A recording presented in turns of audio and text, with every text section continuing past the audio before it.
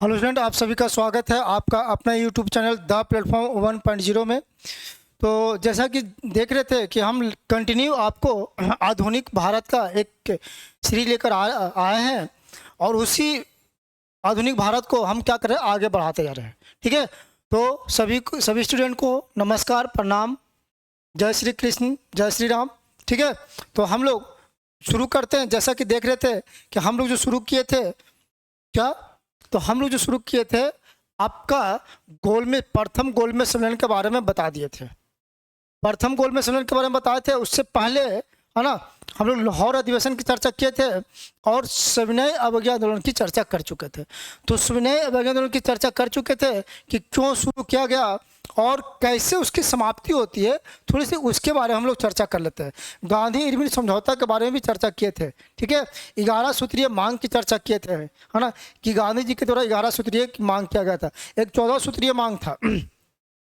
तो जो 14 सूत्रीय मांग था वो किसके द्वारा था? तो 14 सूत्रीय मांग को पता है कि 14 सूत्रीय मांग अली का, है ना, जिन्ना के, है ना, जिन्ना के द्वारा था। मोहम्मद अली जिन्ना के द्वारा 14 सूत्रीय मांग था, है ना। उसमें तरह तरह की बातों को माना है। तो चलिए हम लोग बात करते हैं आपका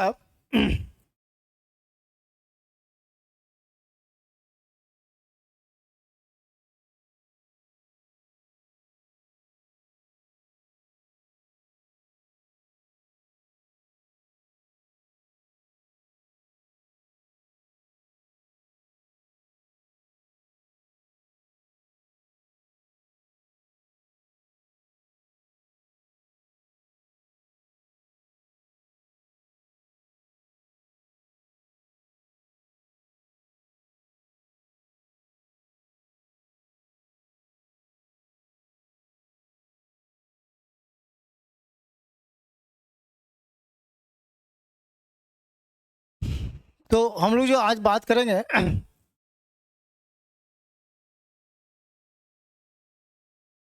ठीक है, क्लियर है सब कुछ? सब कुछ क्लियर है ना? चलिए,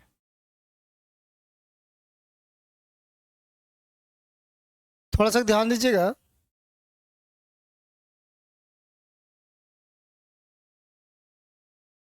आवाज बहुत ठीक है, बिल्कुल सही। चलिए, तो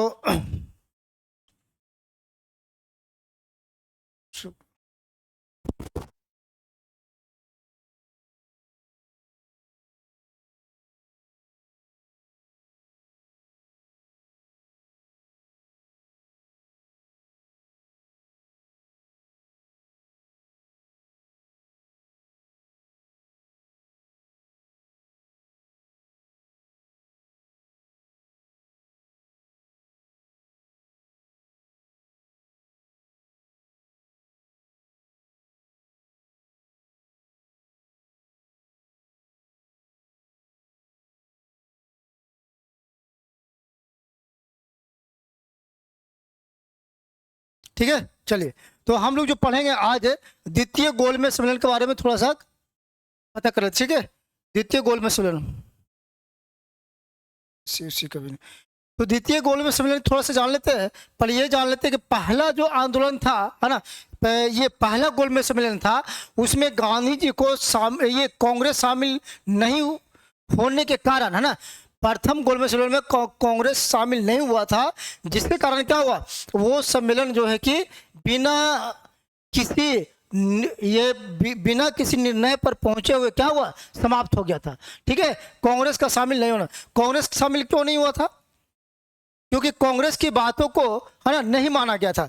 जो कांग्रेस जो कह रहा था उन बातों को नहीं माना गया था, जिसके कारण कांग्रेस जो है कि उसमें शामिल नहीं हुआ था। बाकी बी आर अम्बेडकर वगैरह भी शामिल हुए थे हिंदू सभा के द्वारा, है ना। मुंजे वगैरह जयकर थे, वो सब शामिल हुए थे। तो सभी चीज़ को हम लोग बात किए थे।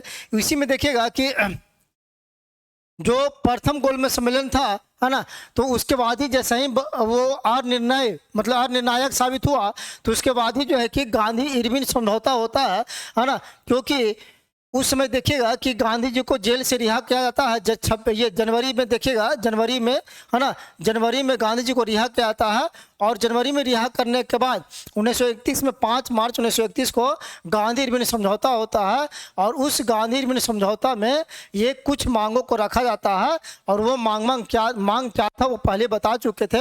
दूसरी बात ये है कि वो जो खास करके ये बात था कि वो चर्चा इसलिए था कि उसमें जो है कि देखिएगा कि भगत सिंह, सुखदेव और राजगुरु ये सभी को फांसी की सजा हो चुकी थी, लेकिन इस फांसी के बारे में कोई चर्चा गांधी जी के द्वारा नहीं किया गया था, जिसके कारण इसका कुछ लोग विरोध भी किए। बोला गया कि ये तो बहुत दुखदायी वाली बात है कि जिसकी चर्चा होनी चाहिए उसके बारे में कोई चर्चा है। क्योंकि गांधी जी को इसमें डिमांड था कि जो मृत्यु दंड की जो सजा नहीं पाया है, कौन, जो राजनीतिक बंदी है, जो मृत्यु दंड की सजा जिनको नहीं मिला है उनको रिहा किया जाए, है ना। जबकि पता है कि भगत सिंह, सुखदेव और राजगुरु को सॉन्डर्स की हत्या के जुर्म में उनको फंसा दिया गया था, है ना। लेकिन ऐसा कुछ बात नहीं था, एक मौका की तलाश थी, है ना। और उस मौका को तलाशते हुए इन्हीं लोगों के ऊपर थोप दिया गया और इनको जेल में डाल दिया गया। ठीक है, तो ये सारी बातों को हम लोग, है ना, निचोड़ पूरा किए थे। और इसी के अंदर से प्रश्न आपको पूछा जाता है। तो हम लोग द्वितीय गोल, अब पता है कि एक ही गोल में ना, एक ही सम्मेलन, एक ही मतलब कि सम्मेलन का 3 भाग था, प्रथम, सेकंड और तीसरा गोल में सम्मेलन। तो पता है कि प्रथम जो गोल में सम्मेलन था वो कब हुआ था? 12 नवंबर 1930 को प्रथम गोल में सम्मेलन हुआ था, है ना। ठीक है, चलिए इसी में हम लोग आज द्वितीय गोल में सम्मेलन की चर्चा करेंगे। ठीक है, द्वितीय गोल में सम्मेलन की चर्चा करेंगे। तो द्वितीय गोल में सम्मेलन जो हुआ था वो कब हुआ था? तो 1931 को, है ना, गोल में सम्मेलन हुआ था 1931 को। कब हुआ था? 1931 को हुआ था, प्रथम गोल में सम्मेलन असफल होने के बाद। तो हम लोग अध्ययन करते हैं द्वितीय गोल में सम्मेलन।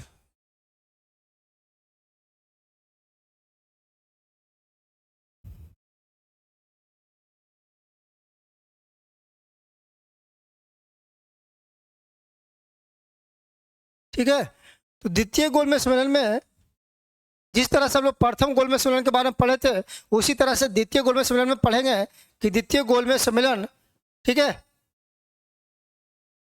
द्वितीय गोल में सम्मेलन कब हुआ था, है ना, और कौन सा स्थान। तो स्थान सब एक ही था, जैसा पता है कि सेंट जेम्स पैलेस। क्या नाम था?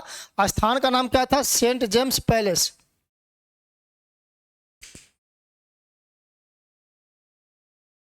लंदन में था। क्या नाम था उसका? Saint James palace.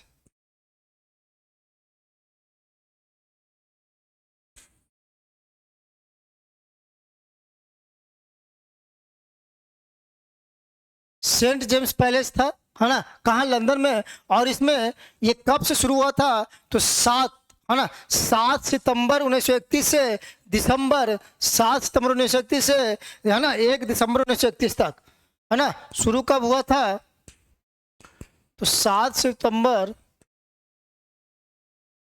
1 दिसंबर 1931 तक।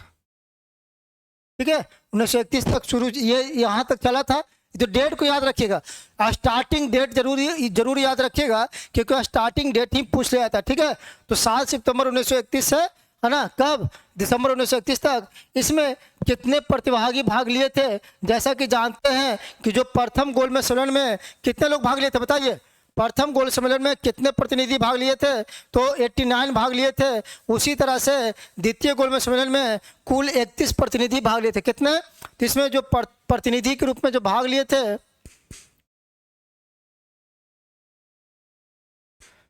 31 प्रतिनिधि ना, 31 लोग थे, 31 थे। ठीक है, 31 लोग टोटल भाग लिए थे। यहीं पर देखिएगा कि यहीं पर आप देखिएगा कि प्रमुख प्रतिनिधि के रूप में कांग्रेस की तरफ भाग लेना, क्योंकि जो गांधी ने समझौता हुआ था इसी उद्देश्य के साथ समझौता हुआ था कि ये आप मेरे, है ना, क्या जो गोल में सम्मेलन करवा रहे हैं उसमें आप शामिल हो जाइए, है ना। तो गांधी जी शामिल होने के लिए तैयार हो गए हैं, लेकिन गांधी जी के द्वारा भी कुछ मांगों को रखा गया, है ना। गांधी जी के द्वारा भी कुछ मांगों को रखा गया, है ना, इरविन के द्वारा, जो इरविन मान भी लेता है। लेकिन बाद में पता होगा कि जब वायसराय है ना। जब चेंज हो जाता है कौन, इरविन जी, इरविन जब चेंज हो जाता है उसके जगह पर विलिंगटन आता है ना, लॉर्ड विलिंगटन। तो उसमें क्या होता है कि इन सभी बातों को क्या करता, कहता क्या भाई इस बात को हम नहीं मानेंगे। जो इरविन के साथ समझौता हुआ था उस बात को मानने से इनकार कर देता कौन, लॉर्ड विलिंगटन। ठीक है, समझ आ रहा, समझ आ रहा ना बात को। तो इस समय कांग्रेस के द्वारा जो भाग लिए थे, कौन लिए थे, तो प्रमुख प्रतिनिधि के रूप में कौन थे, एकमात्र कांग्रेस के प्रतिनिधि कौन थे, तो महात्मा गांधी। तो यहां से प्रश्न पूछेगा कि महात्मा गांधी किस गोलमेज सम्मेलन में, है ना, कांग्रेस के तरफ से प्रतिनिधि के रूप में भाग लेते, तो कौन, तो महात्मा गांधी क्या था, प्रमुख, है ना, प्रमुख प्रतिनिधि के रूप में कहेगा। यहां पर थोड़ा सा ऐसे करते हैं, प्रतिभागी कितने थे,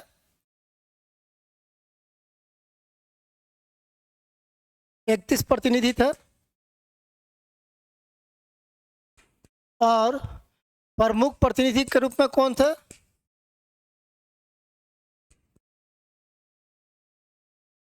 कांग्रेस की तरफ से थे कौन, तो महात्मा गांधी।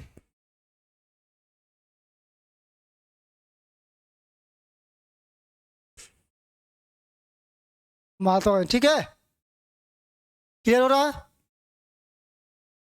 एक मिनट थोड़ा वेट कीजिएगा, है ना, थोड़ा एसी का रिमोट लेकर आ रहे हैं, ठीक है।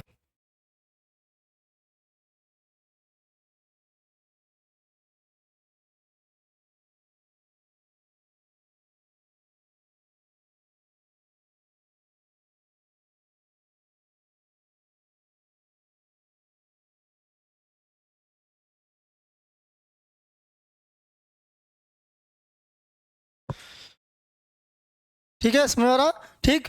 इसमें आपको ये ध्यान देना होगा, कांग्रेस की तरफ से कौन भाग लिए थे, तो महात्मा गांधी भाग लिए थे। इसमें यह देखना होगा कि कुछ महिलाएं भी इसमें भाग लिए थे, तो महिलाओं को याद रखिएगा, भारतीय महिला में सरोजिनी नायडू और एनी बेसेंट, यहां से प्रश्न पूछ लिया था, ठीक है। तो भारतीय महिला में कौन थे,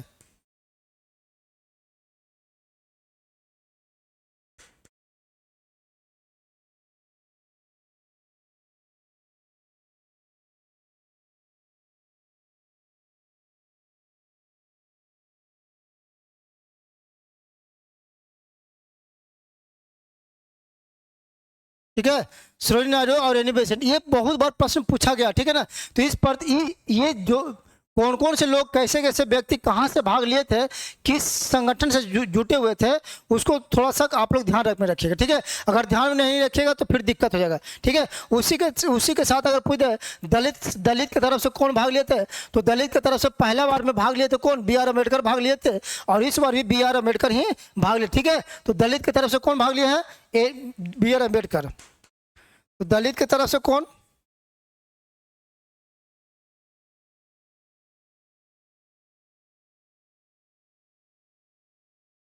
B.R. अम्बेडकर भाग लिए थे।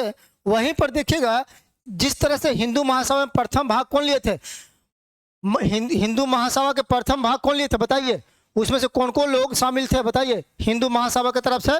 तो उसमें देखिएगा कि हिंदू महासभा की तरफ से जो भाग लिए थे, मुंजे और जयकर भाग लिए थे। लेकिन इसमें थोड़ा सा चेंज हो जाता है। इसमें आपका मदन मोहन मालवीय हिंदू महासभा की तरफ से कौन लिए थे, यहाँ पर हम लिख देते हैं, इधर लिख देते हैं थोड़ा सा, ठीक है। हिंदू महासभा की तरफ से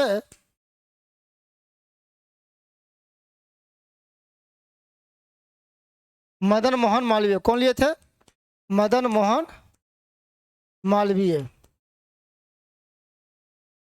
ठीक। मदन मोहन मालवीय भाग लिए थे। कुछ और चीजों को देख लीजिए, जैसे एक आपका इसमें व्यवसाय भी शामिल थे। तो G.D. बिरला कौन थे, भारतीय व्यवसाय कौन थे, G.D. बिरला। तो भारतीय व्यवसाय की तरफ से कौन लिए थे,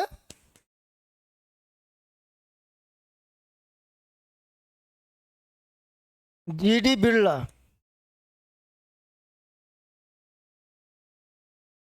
तो G.D. बिरला साहब भी, है ना, द्वितीय गोलमेज सम्मेलन में भाग लिए थे। और मुस्लिम लीग की तरफ से बताइए कि खूब मुस्लिम लीग की तरफ से कौन लिया था। एक और याद रखिएगा कि उदारवादी की तरफ से सप्रू और चिंतामणि, ना, कौन, सप्रू और चिंतामणि, उदारवादी की तरफ से सप्रू और चिंतामणि।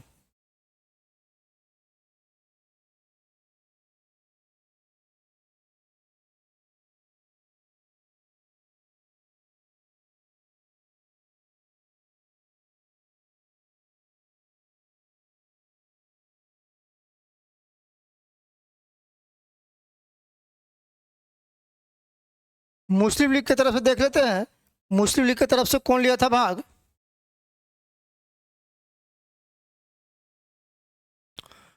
यहाँ पर ये याद रखिएगा, मुस्लिम लीग की तरफ से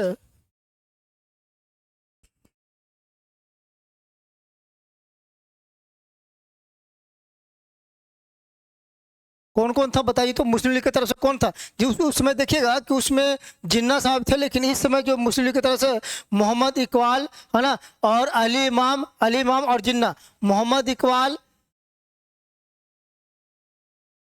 मोहम्मद इकबाल,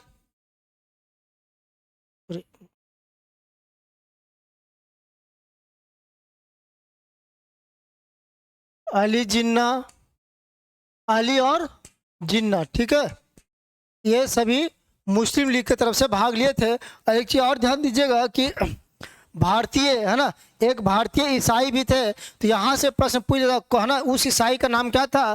तो एस के दत्ता। क्या नाम था? एस के दत्ता। क्या नाम था? है ना, ईसाई, एक ईसाई थे, भारतीय ईसाई, उनका भी याद रखिएगा, ठीक है, एस के दत्ता।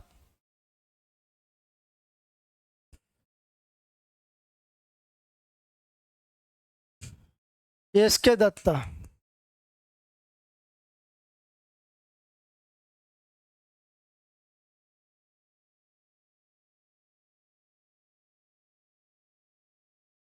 इसके अब मुस्लिम लीग की तरफ से, सॉरी, मुस्लिम लीग की तरफ से कौन था?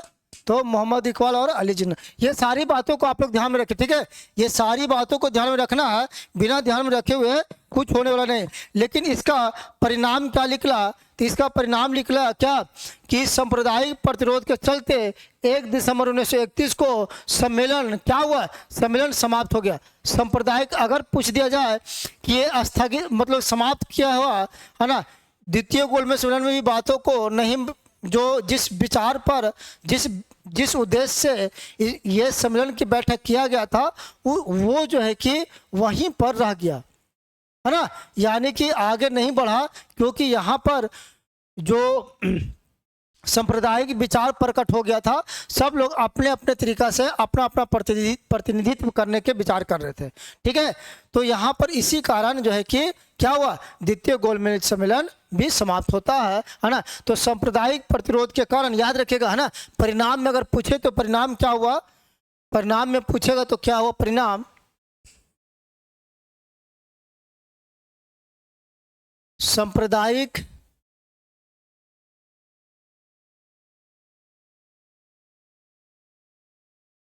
सांप्रदायिक मांगों को लेकर या सांप्रदायिक गतिरोध के चलते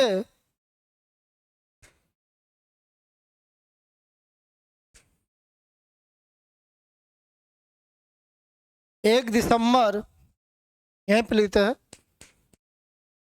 1931 को क्या हुआ, ये जो भी ये मतलब कि सम्मेलन था, इसको क्या हुआ, सम्मेलन समाप्त, और कोई ठोस निर्णय नहीं हुआ ना, सबको सम्मेलन समाप्त हुआ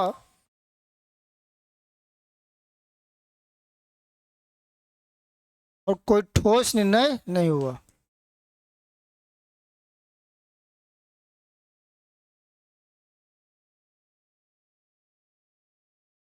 ठीक है, कोई ठोस निर्णय नहीं हुआ। इसके बाद ही कुछ और, है ना, इसके बाद ही कुछ और क्या होता कि गांधी जी फिर से पुनः पुनः जो है कि एक बार फिर से सविनय आंदोलन करने की बात करते हैं ना। तो पूरा पुनः एक बार फिर से, इसके बाद ही क्या हुआ, यहाँ पर लिखते हैं, ठीक है, कि गांधी जी परिणाम में ही, परिणाम में थोड़ी इधर लिख देते हैं, ज्यादा शुरू किया, परिणाम इधर संप्रदाय, एक परिणाम ये हो गया। दूसरा परिणाम लिखिएगा कि गांधी जी के द्वारा, है ना, गांधी जी द्वारा पुनः सविनय अवज्ञा आंदोलन करने का निर्णय, गांधी जी के द्वारा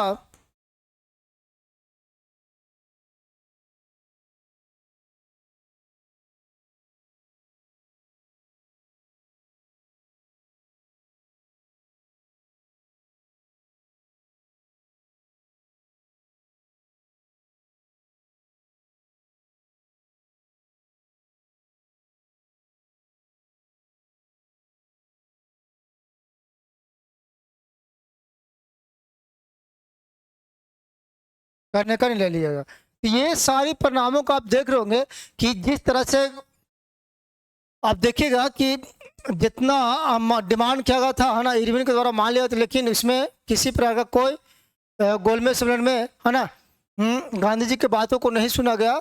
और खासकर गांधी जी की बातों किया, यहीं के हर एक सांप्रदायिक व्यक्ति लोग जो भी कहिए, हर एक समुदाय के, है ना, जो भी जुड़े हुए थे, है ना, वो अलग अलग डिमांड करने लगे। जैसे B.R. अम्बेडकर साहब भी अलग से डिमांड करने लगे, जिन्ना जी का अलग था, है ना, डिमांड। तो सबका कुछ अलग अलग, है ना, हिंदू महासभा का अलग डिमांड था, तो सबका डिमांड अलग अलग होना शुरू हो गया। जिसके कारण क्या हुआ, गांधी जी कहें कि आप हमसे संभव नहीं है, और गांधी जी वहाँ से चले आते हैं। और पता होगा कि गांधी जी इस समय देखिएगा कि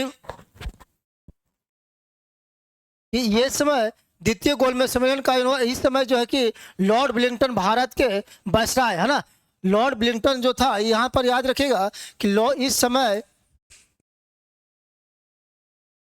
लॉर्ड विलिंगटन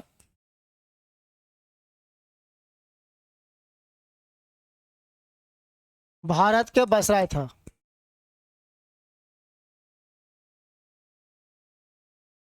भारत के वायसराय था। और पता होना चाहिए इस समय जो ब्रिटिश में जो सरकार थी, किस पार्टी की थी, इसमें ब्रिटिश में किस पार्टी की सरकार थी, तो अनुदारवादी पार्टी, है ना, अनुदारवादी कंजर्वेटिव पार्टी। क्या नाम था, कंजर्वेटिव पार्टी। किस पार्टी का था, तो पार्टी याद रखिएगा, किस पार्टी की सरकार थी ब्रिटेन में, तो कंजर्वेटिव पार्टी। कभी कभी प्रश्न पूछ लिया जाएगा, तो कंजर्वेटिव पार्टी, है ना, कहाँ पर, ब्रिटेन। अनुदारवादी पार्टी जिसको कहते हैं, अनुदारवादी पार्टी।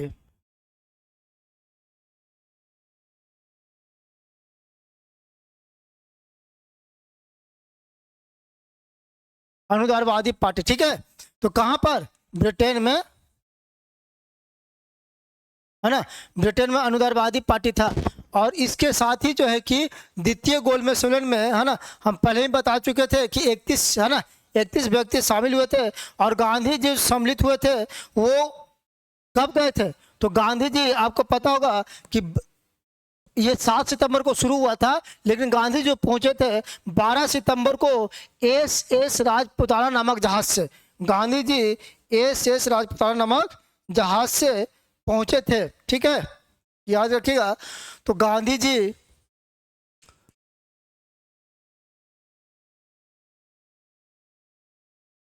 द्वितीय गोलमेज सम्मेलन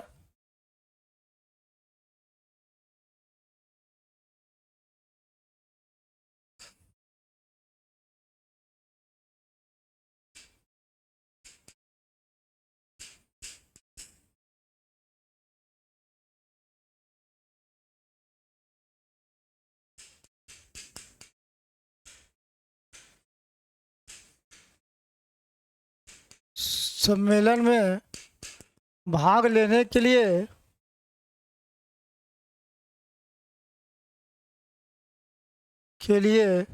कब भाग लेने के लिए कब गए थे, तो 12 दिसंबर को, कब, सॉरी 12 सितंबर को कब गए थे, तो 12 सितंबर 1931 को पहुंचे था। किस जहाज से, SS राजपुताना नामक, किस जहाज से, तो SS राजपुताना नामक जहाज से।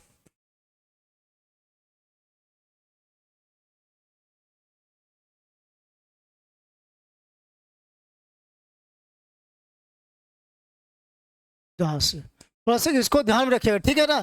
ये प्रश्न, ये इस लाइन को थोड़ा ध्यान में रखिएगा, क्योंकि यहाँ से प्रश्न को पूछ लिया जाता है। तो किस जहाज से गए थे भाग लेने के लिए, SS राजपुताना नामक जहाज से। कहाँ पूछते हैं, इंग्लैंड पहुंचते, कहाँ, इंग्लैंड पहुंचते, ठीक है।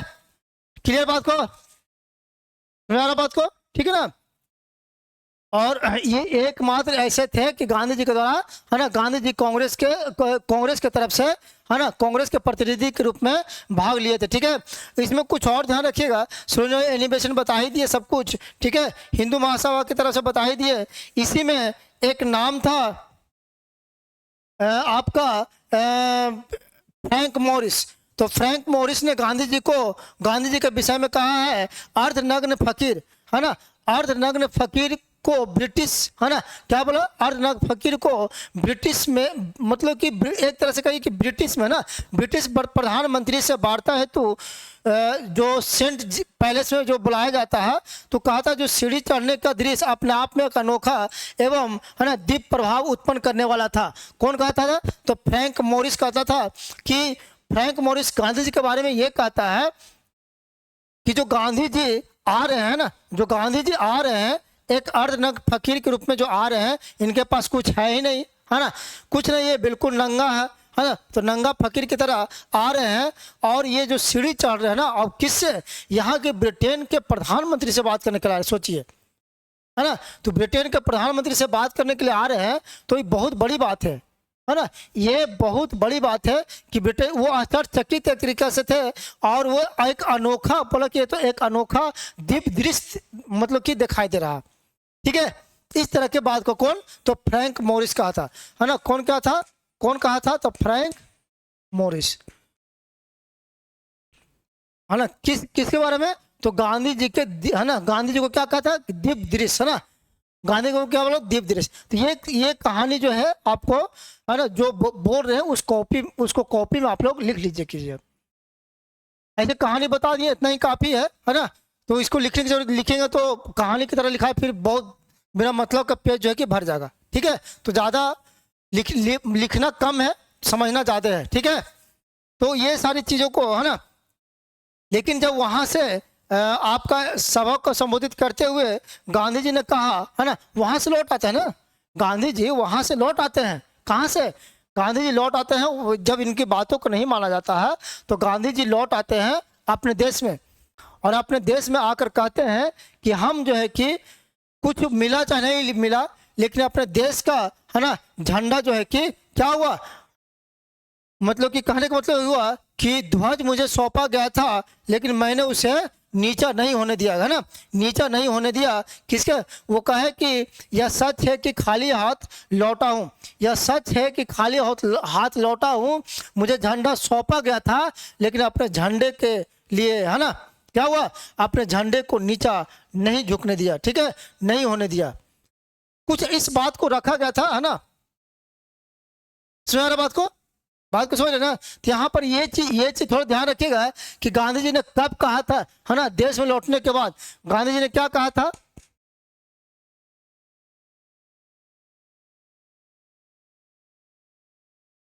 तो गांधी जी ने क्या कहा? गांधी जी ने कहा, है ना, कि यह सच है कि खाली हाथ लौटा हूं, है ना, यह सच है कि खाली हाथ, यह सच है कि खाली हाथ लौटा हूं,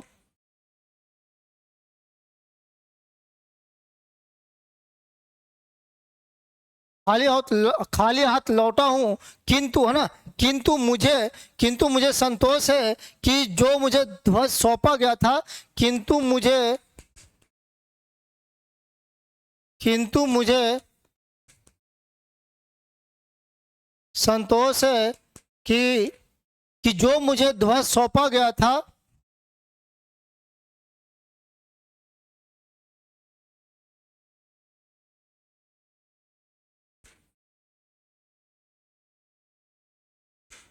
जो मुझे ध्वज सौंपा गया था, उसे, है ना, मैंने उसे नीचा नहीं होने दिया, मैंने उसे नीचा, ठीक है, नहीं होने दिया, मैंने उसे नीचा नहीं होने दिया। कौन बोले थे? गांधी जी। ये बात को कब बोला गया था? तो इस बात को उन्होंने द्वितीय गोलमेज सम्मेलन के, है ना, लौटने के बाद, है ना, उसके सम्मान के साथ, है ना, और उन्होंने ये भी कहा कि ध्वज के सम्मान के साथ कोई समझौता नहीं किया, ठीक है, कोई समझौता, है ना, ध्वज के इसके साथ, है ना, इसके साथ कोई समझौता नहीं किया।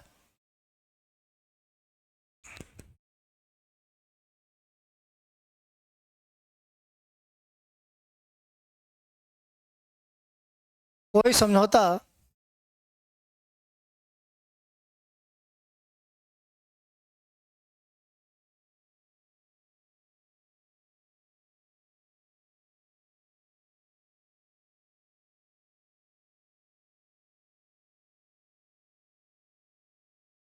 सुना बात को, तो ये सारी बातों को रखा गया, ठीक है, ठीक। और इसके बाद ही जो है कि आप देखिएगा कि कांग्रेस का एक अधिवेशन होता है ना, कांग्रेस का क्या,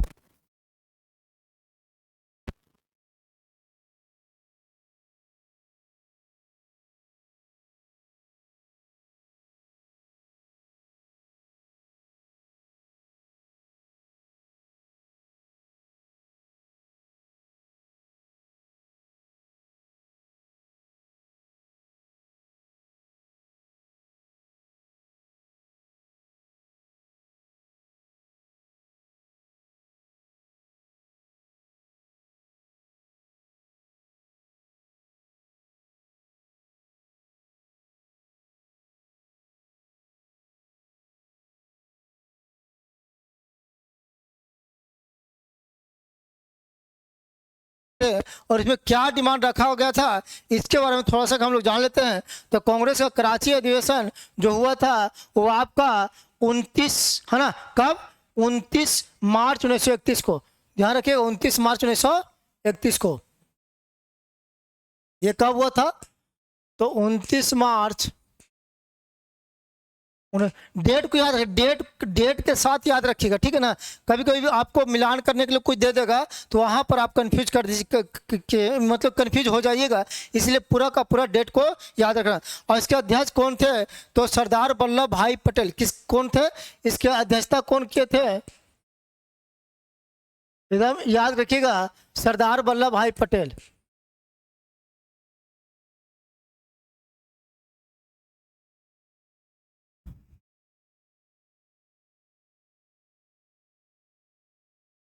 सरदार वल्लभ भाई पटेल के थे, और इन्होंने यहीं पर, है ना, किस चीज के बारे में चर्चा किया था, ये यहाँ पर मौलिक अधिकार का, है ना, एक मौलिक अधिकार का प्रस्ताव, है ना, पारित किया गया था। क्या, एक मौलिक अधिकार का प्रस्ताव,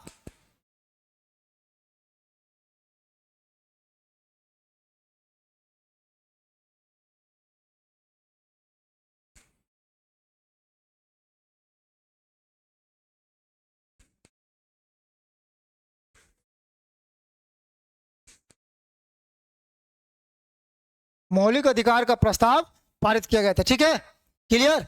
यहां से प्रश्न आपको पूछ लिया जाएगा, ठीक है। और इसी में इस समय जो हुआ था, तो इसमें पूर्ण स्वराज जो के साथ गांधी क्या बोले थे, इरविन समझौते को स्वीकृति जवाहरलाल नेहरू के द्वारा पेश किया गया था, है ना। तो पूर्ण स्वराज की बात यहाँ पर भी किया गया था कि पूर्ण स्वराज हमको चाहिए। यहाँ पर एक चीज और ध्यान दीजिएगा कि इसी समय, है ना, गांधी इरविन समझौता के समय में ही क्या हुआ था, एक 20 सूत्रीय समाजवादी, है ना, कार्यक्रम को अपनाया गया था। ध्यान रखिएगा, 20 सूत्रीय समाजवादी कार्यक्रम को,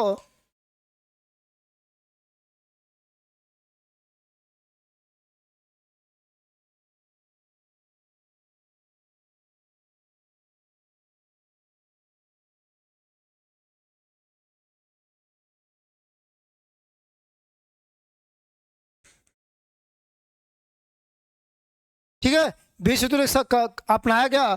और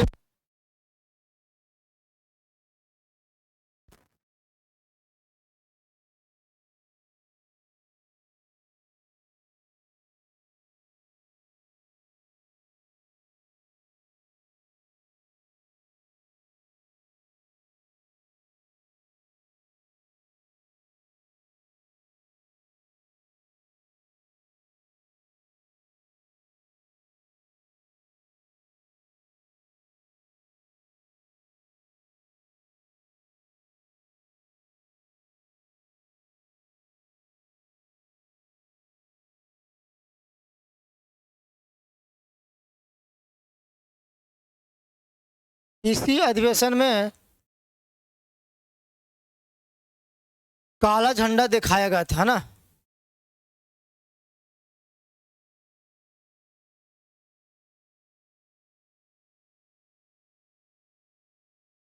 और काला झंडा दिखाने के पीछे कारण क्या था, काला झंडा दिखाने के पीछे आखिर कारण क्या था बताइए। तो काला झंडा दिखाने के पीछे एक ही कारण था, क्या, कि महात्मा गांधी के द्वारा सुखदेव, भगत सिंह और राजगुरु की जो फांसी, है ना, मतलब कि जो फांसी की सजा हुई थी तो महात्मा गांधी के द्वारा कब, जो गांधी इरविन समझौता हुआ था, तो इरविन से इस इन मतलब इन पर कोई चर्चा नहीं किया गया कि भगत सिंह सुखदेव राजगुरु को जो फांसी पड़ा है ना, जो मतलब फांसी की जो सजा हुआ है उस पर कोई भी चर्चा क्यों नहीं हुआ, है ना, उस पर कोई भी चर्चा नहीं होता है ना। और उनको फांसी इससे पहले ही हो जाता है, कराची अधिवेशन से पहले। जैसा पता है कि 23 मार्च 1931 को, है ना, भगत सिंह सुखदेव और राजगुरु को फांसी हो जाता है। तो इसी कारण यहाँ पर कहा जाता है कि अगर ये डिमांड करते, अगर गांधी जी अगर डिमांड करते कि हाँ उनको फांसी की सजा रोक दिया जाए, तो शायद उनकी बातों को मान लिया जाता। लेकिन ये कुछ बात बोले ही नहीं, गांधी जी इस बात को कहीं पर रखे ही नहीं कराची अधिवेशन के समय में कि इनको रिहा किया जाए। वो सिर्फ एक ही बात को कहें कि जिनकी सजा मृत्यु दंड है ना, मृत्यु या किसी के मर्डर केस में अगर सजा हो चुकी है तो उनको रिहा नहीं किया जाए, अब बाकी सभी को रिहा किया जाए, है ना। तो इनको तो एक तरह से फंसाया गया था ना, भगत सिंह सुखदेव राजगुरु को क्या हुआ था, फंसाया गया था, सोल्डर्स की हत्या के जुर्म में फंसाया गया था, ठीक है ना। सोल्डर्स की हत्या के जुर्म में फंसाया गया था क्या, कि कब मौका के तलाश मिले कि इनको फंसा दिया जाए। तो इस पर कोई चर्चा किया है नहीं गांधी जी, ये गलत बात था, ठीक है। थोड़ा सा स्टेप लेना चाहिए था, क्योंकि गांधी जी वहां पर जो चेहरा थे वो सिर्फ भारत का चेहरा नहीं थे, पूरे विश्व का चेहरा थे वो, ठीक है। तो यहीं पर समझ लीजिए कि क्यों हुआ, तो भगत सिंह सुखदेव और राजगुरु, है ना, राजगुरु फांसी दिए जाने के कारण, तो भगत सिंह सुखदेव और राजगुरु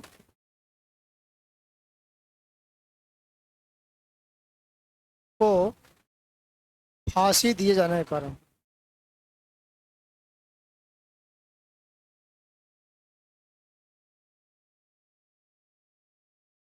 ठीक है, क्योंकि भगत सिंह सुखदेव राजगुरु को फांसी कब रहता है, तो पता है 23 मार्च 1931 को। और ये कराची अधिवेशन कब रहा, 29 मार्च 1931 को। तो लाजमी था, जब फांसी पड़ गया तो इनको वहां पर जब हुआ तो इनको निश्चित है कि इनको, है ना, क्या विरोध का सामना करना पड़ा, ठीक है, काला झंडा देखा। तो यहाँ से प्रश्न पूछ लिया है कि किस अधिवेशन में या कहाँ पर गांधी को काला झंडा दिखाया गया, तो कराची अधिवेशन। कहाँ पर, तो कराची अधिवेशन, ठीक, क्लियर है ना, कोई दिक्कत नहीं ना। तो अब इसी के साथ ही हम लोग एक चीज और चीज पढ़ेंगे, क्या, कांग्रेस का कराची अधिवेशन हो गया, तो द्वितीय, है ना, द्वितीय गोलमेज सम्मेलन की बात हम लोग करेंगे, द्वितीय गोलमेज सम्मेलन की बात हम लोग करेंगे। उससे पहले थोड़ा सा और समझ लीजिए कि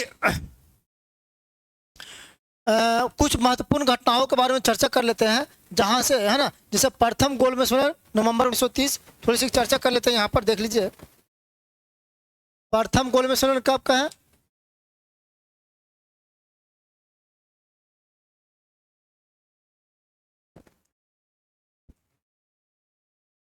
कब था, तो नवंबर 1930। डेट के साथ भी याद रखेगा कि 12 नवंबर 1930 को, है ना।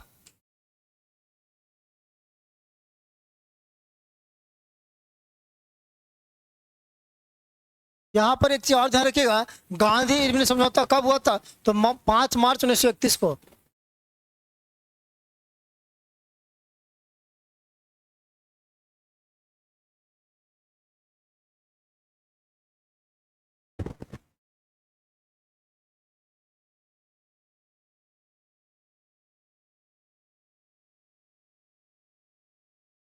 इसके साथ ही और कुछ ध्यान रखिएगा कि प्रथम हो गया, है ना, भगत सिंह सुखदेव और राजगुरु की फांसी कब हुआ था, बताइए, भगत सिंह और राजगुरु और सुखदेव।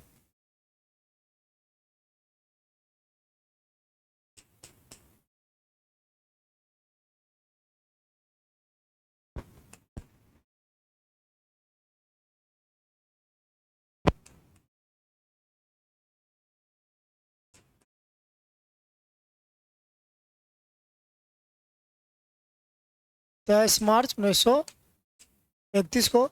यहीं पर देखिएगा कि एक जगह कांग्रेस का कराची अधिवेशन कब हुआ, 29 मार्च 1931 को, है ना, कांग्रेस का कराची अधिवेशन।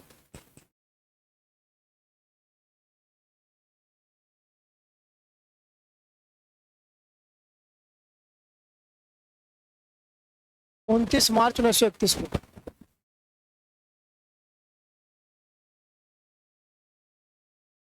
द्वितीय गोलमेज सम्मेलन कब हुआ था बताइए, द्वितीय गोलमेज सम्मेलन कब हुआ था? ठीक,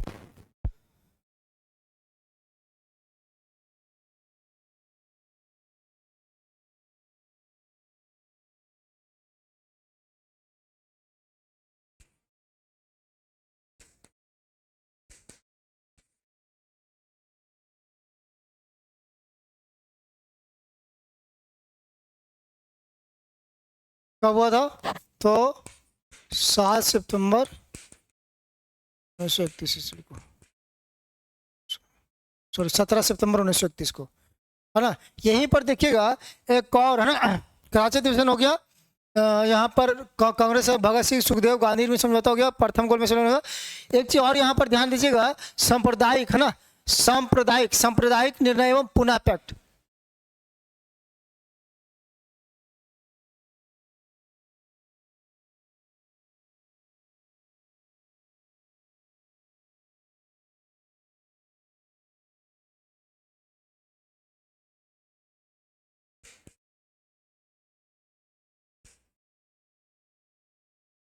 कब हुआ था? 1932। अब इसके बारे में समझ लेते हैं कि सांप्रदायिक पंचाट, है ना, सांप्रदायिक निर्णय, है ना, या पुनः पैक्ट, उसके बारे में जानते हैं कि आखिर क्या था, है ना।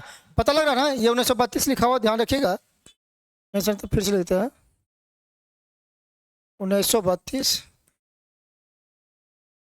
दिखाई दे रहा है कि ठीक है। तो यहीं पर ध्यान दीजिएगा कि सांप्रदायिक पंचाट क्या था, है ना, सांप्रदायिक निर्णय क्या था, ठीक है, और पुनः पैक्ट क्या था, ठीक है। तो दोनों के बारे में हम लोग समझते हैं कि पुनः पैक्ट और सांप्रदायिक निर्णय क्या था, ठीक है। चलिए, जिसको क्रिमिनल अवार्ड भी कहा जाता है ना, तो यहाँ पर देख लेते हैं।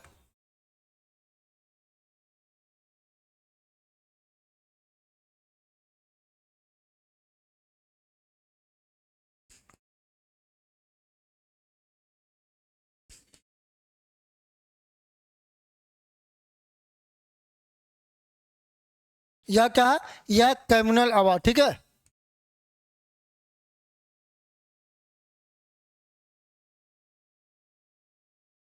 ठीक है, ये कब आया था? इसको डेट याद रखिएगा, डेट याद रखिएगा, बिल्कुल डेट पूछ देगा आपको, ठीक है। तो 16 अगस्त 1932 को, ठीक है, 16 अगस्त 1932 को। देखिएगा पहले क्या था, यहाँ पर भी बहुत जो भी प्रकार के हैं, है ना, बहुत प्रकार के यहाँ पर आपको धर्म के विशेषताओं के लोग मिलेंगे, है ना। तो उस, एक तो हिंदू मुस्लिम पहले से था ही, है ना, तो सभी लोग अपना अपना धर्म के बारे में कहते कि सब हम लोग आरक्षण चाहिए, ये कुछ कुछ पहले से भी कुछ लोगों को मिल रहा था।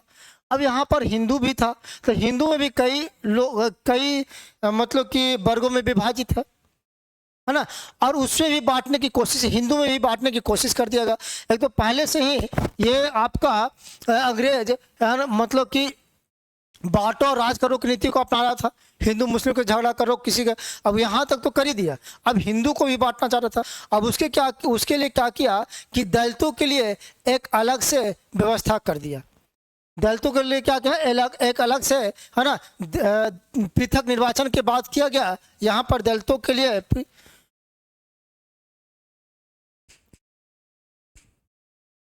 दलितों के लिए पृथक निर्वाचन की बात किया गया, अलग, है ना।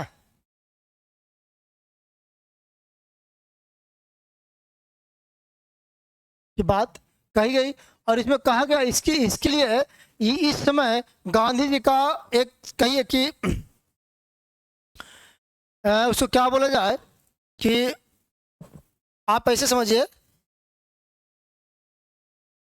कि गांधी जी इस समय कह रहे थे कि ये जो आप जो कर रहे हैं, है ना, दलितों के लिए पृथक निर्वाचन की जो बात कर रहे हैं, ये बिल्कुल कहीं से सही नहीं है। इसका इन्होंने विरोध किया, है ना, इसका इन्होंने विरोध किया, और इस समय ये गांधी जी, है ना, जेल में थे, है ना, इस समय ये, क्योंकि ये द्वारा जो है कि सविनय अवज्ञा आंदोलन शुरू करने की बात कह दिए थे, है ना, और इसी समय ये जेल में थे, क्योंकि इनकी बातों को वहाँ पर नहीं माना गया था लंदन में, है ना। लंदन में इनकी बातों को नहीं माना गया था, जिसके कारण फिर से कहा कि हम सविनय आंदोलन करेंगे और उनको जेल में रखा गया फिर से। लेकिन जेल में रहते हुए ये इनको जब पता लगा कि अब इन दलितों को भी अलग से, है ना, आरक्षण देने की निर्वाचन की बात बोला जा रहा है, तो जिसका इन्होंने एक विरोध किया। इस समय जो जेल में थे, कहाँ पे थे, तो यरवदा जेल, है ना, यरवदा जेल में गांधी जी थे। कहाँ थे, तो यरवदा जेल में, यरवदा जेल में कौन थे, गांधी जी इस समय थे। ठीक है, यरवदा जेल कहाँ है, पूना में, है ना, पुणे में यरवदा जेल है। ठीक है, पुणे में यरवदा जेल है। ठीक है, याद रखिएगा, पुणे में यरवदा जेल है। तो इसी समय जो है कि यहाँ पर विरोध किया गया, और इस समय जो कहा गया कि अलग से निर्वाचन की बात किया जाए, तो ये जो घोषणा किया गया था, तो वहाँ के ब्रिटिश प्रधानमंत्री पता है, रैमजे मैकडोनाल्ड, क्या नाम था, तो रैमजे मैकडोनाल्ड वहाँ के ब्रिटिश प्रधानमंत्री था इस समय। तो कभी कभी पूछ लेगा कि शुरू कौन किया था, तो इस समय ब्रिटिश प्रधानमंत्री कौन था,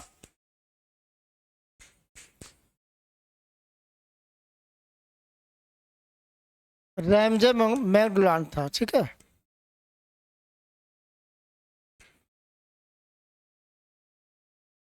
रैमजे मैकडोनाल्ड ब्रिटिश प्रधानमंत्री था। और एक फिर पूना पैक्ट होता है, कब, पूना पैक्ट 26 सितंबर मतलब कि इसके लिए आमरण अनशन कर देते हैं कौन, गांधी जी। कहते कि ये गलत बात है ना। तो इसके लिए यरवदा जेल में ही गांधी जी क्या करते हैं, आमरण अनशन शुरू करते हैं। कब, तो 20 सितंबर 1932 को, है ना। यहाँ पर लिख लीजिएगा कि गांधी जी आमरण अनशन शुरू कर देते हैं,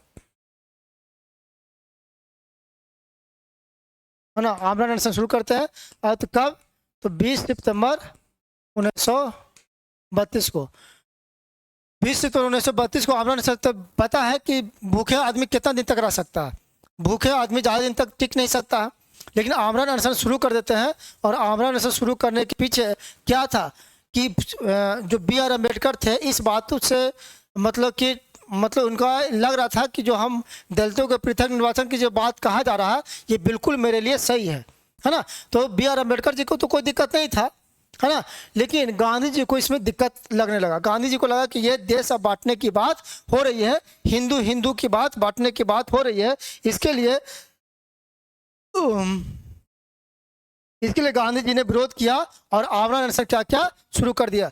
और इसके साथ ही क्या होता है कि मनाने के लिए, गांधी जी को मनाने के लिए B.R. अम्बेडकर को कहा जाता है कि आप चलिए और उनके अनशन को तोड़वा दीजिए, क्योंकि B.R. अम्बेडकर अडिग थे कि नहीं, हमको एक अलग से पृथक निर्वाचन की बात होनी चाहिए मेरे लिए, है ना। क्योंकि उस समय जो देश की स्थिति थी, है ना, देश की जो स्थिति किसके, है ना, जो निचले तबके के लोग जो थे, उनके साथ बहुत दुर्व्यवहार भी किया जाता था, है ना। मंदिर में प्रवेश नहीं जाना है ना, मंदिर में प्रवेश के तो छोड़िए ना, उसमें ऐसी स्थिति थी कि जो मंदिर के नजदीक से जो रास्ता की मतलब कि निकला है, उस रास्ता से नहीं गुजरना है ना। अगर उस रास्ता से कोई गुजर जाता है ना, नीचे तबके के लोग, है ना, तो वहां पर उसको क्या का शुद्धिकरण किया जाता था। सोचे, मंदिर में प्रवेश की बात तो छोड़िए, इसके लिए आंदोलन भी हुआ था, है ना। और इसके लिए आंदोलन हुआ था, है ना, आप बताए थे केरल की तरफ आंदोलन हुआ था। और उसमें जो है कि गांधी जी जाते हैं और गांधी जी क्या करते हैं, इसका उपाय एक ही निकला कि जाने के लिए एक अलग से रास्ता बनाया गया, है ना। जाने के लिए क्या, एक अलग से रास्ता बनाया गया, तब यहाँ से समझौता हुआ, समझ रहा। तो मतलब इस तरह के था। सोचिए क्या स्थिति थी उस समय कि मंदिर में प्रवेश के बाद छोड़िए, उस रास्ता से, है ना, उसके बगल से, है ना, जो नीचे तबके के लोग नहीं पर। तो इस समय सही में B.R. अम्बेडकर जी को लगा कि सही बात है कि दलितों के लिए एक अलग अगर निर्वाचन पद्धति होगा, तो हम वहाँ पर जाकर निर्वाचन करने के बाद, निर्वाचित होने के बाद हम वहाँ पर जाकर अपनी बातों को रख सकते हैं। तो इसलिए गांधी जी तो आमरण अनशन कर देते हैं, लेकिन गांधी जी जब आमरण अनशन करते हैं तो वहां पर ऐसा लगता है कि आप गांधी जी आमरण अनशन को नहीं तोड़ेंगे, भूखे प्यासे, ये लगता है कि अपना प्राण को त्याग देंगे। इसीलिए मदन मोहन मालवीय जी, है ना, मदन मोहन मालवीय जी के द्वारा प्रयास किया जाता है और B.R. अम्बेडकर को समझाया जाता है कि बिल्कुल एक बार आप चलिए और उनकी बातों को मान लीजिए और उनके साथ समझौता कर लीजिए। है ना। तो उस समय वो थे कहाँ, वो पूना में ही थे, यरवदा जेल में ही थे। इसीलिए जो समझौता होता बी आर अम्बेडकर के साथ, है ना, गांधी जी का, इसीलिए इसको कहता है पूना समझौता। क्या कहा जाता है, पूना समझौता। तो पूना समझौता की बात अगर कहा जाए, पूना समझौता की बात अगर कहा जाए,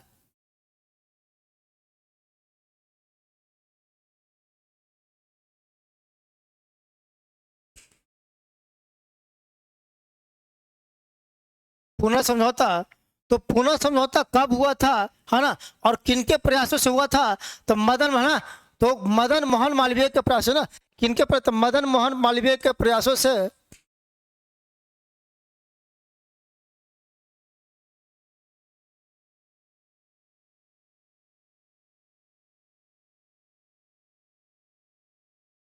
मदन मोहन मालवीय के प्रयासों से होता है। और ये पता होना चाहिए कि ये इसमें गांधी और अंबेडकर के साथ होता है। गांधी जी इन डिमांड थे, तो गांधी जी और अंबेडकर के साथ में होता है, ठीक है।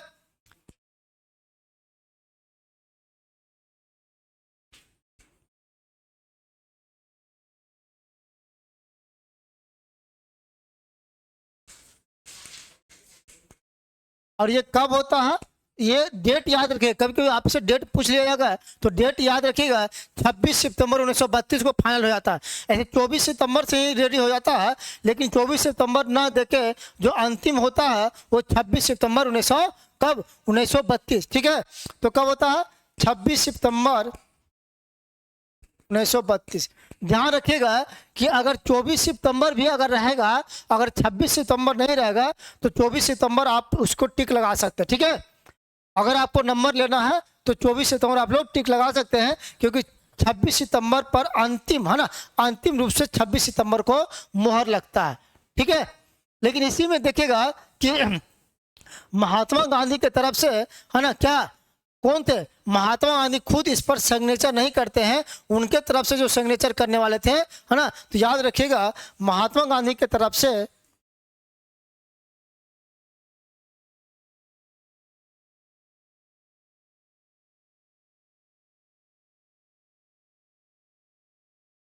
मदन मोहन मालवीय थे। कौन थे,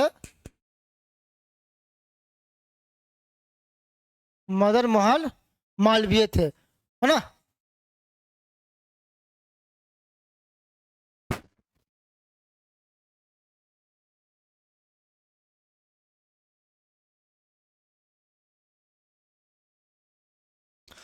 मदन मोहन मालवीय थे ना, मदन मोहन मालवीय थे, ठीक है। और मदन मोहन मालवीय, और इधर से कौन थे, है ना, दूसरी तरफ से बी आर अम्बेडकर जी खुद थे। तो याद रखिएगा दूसरी तरफ से कौन थे, बी आर अम्बेडकर थे, जैसा बताए।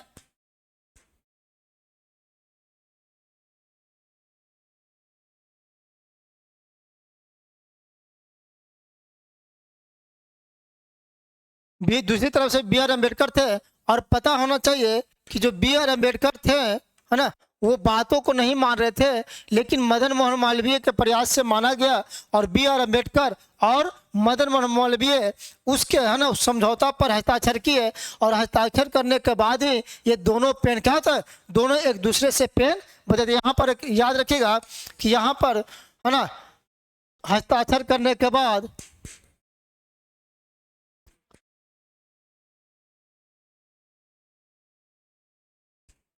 दोनों आपस में पेन बदल लेते हैं। क्या करते हैं, पेन को बदल लेते हैं।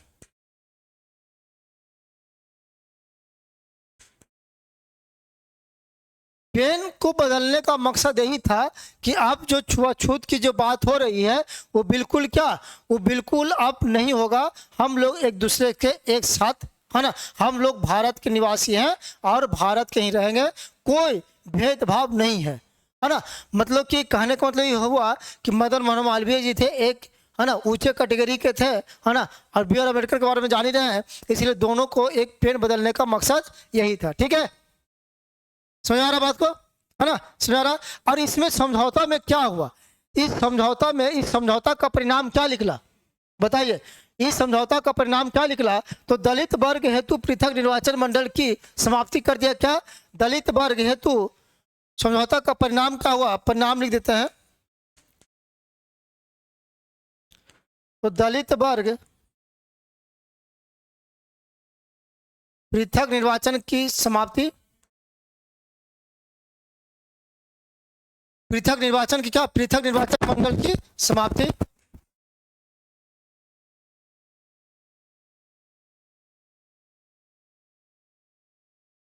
यहीं पर देखिएगा कुछ और बात है ना,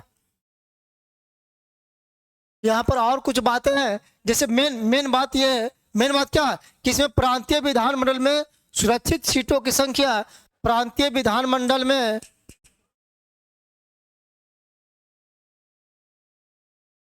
प्रांतीय विधानमंडल में सुरक्षित सीटों की संख्या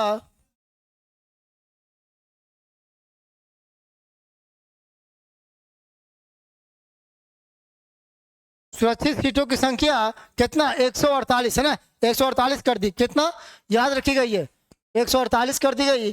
और दूसरी चीज, एक चीज और ध्यान रखिएगा कि केंद्रीय विधानमंडल में है ना, केंद्रीय विधानमंडल में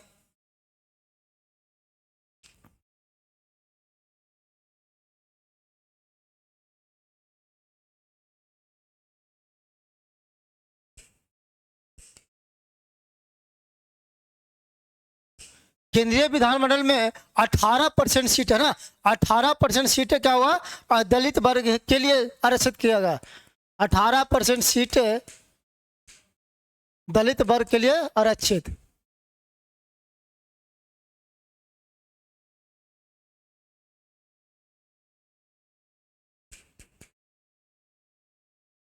आरक्षित किया गया, ठीक है।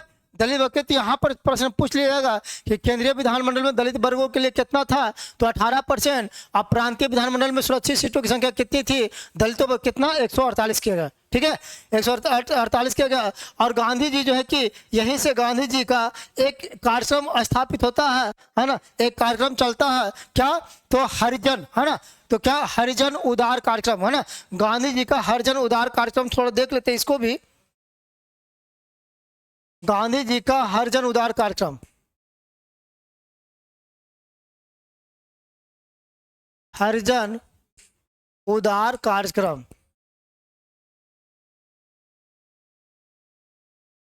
ये क्या था थोड़ा सा समझ लेते हैं, ठीक है, थोड़ा बहुत समझ लीजिए।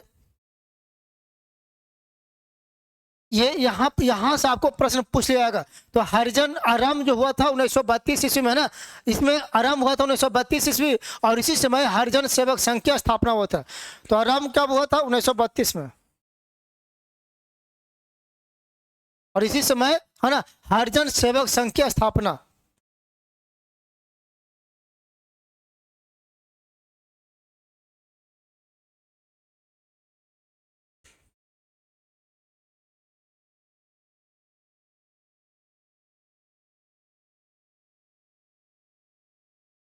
हरिजन सेवक संघ की स्थापना, ठीक है। यहां से प्रश्न पूछा है, यहीं पर छुआछूत विरोधी लीग की स्थापना, छुआछूत विरोधी लीग की स्थापना,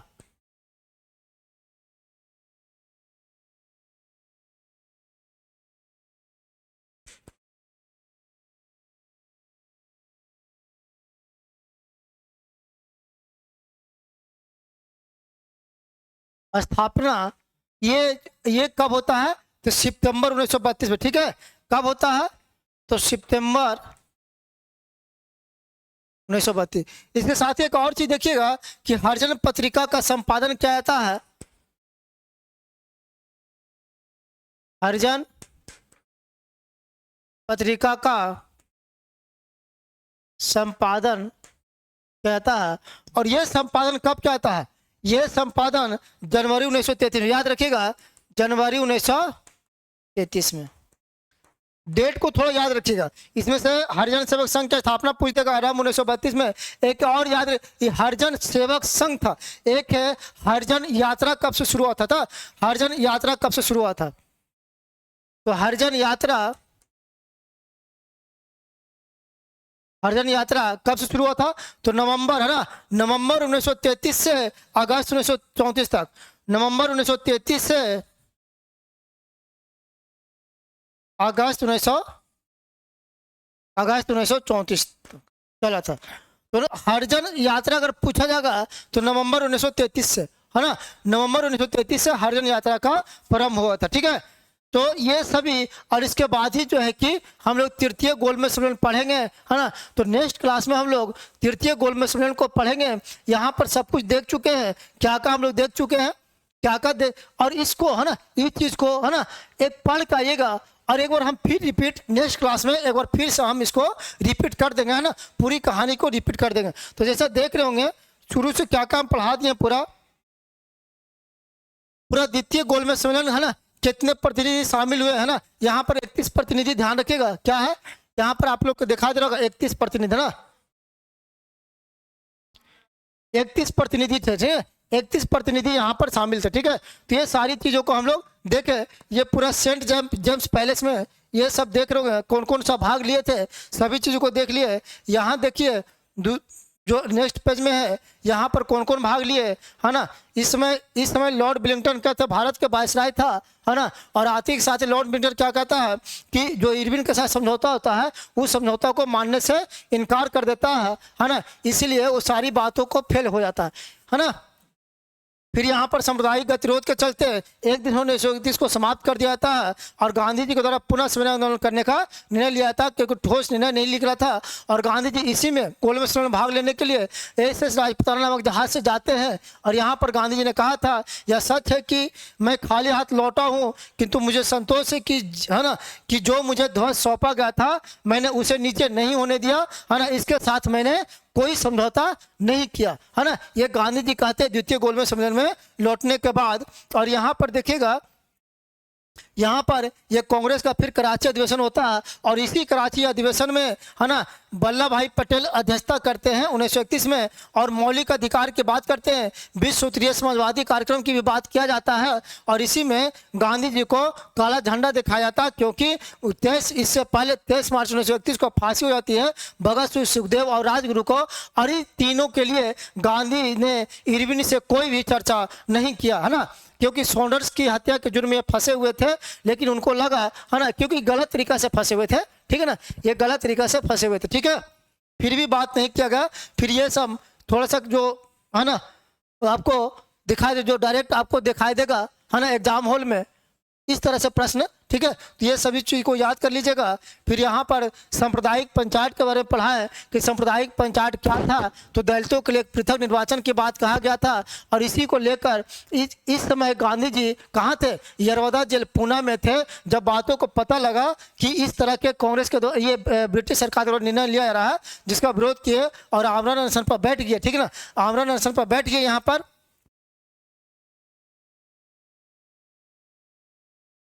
आमरण अनशन पर बैठ जाते हैं 20 सितंबर 1932 को।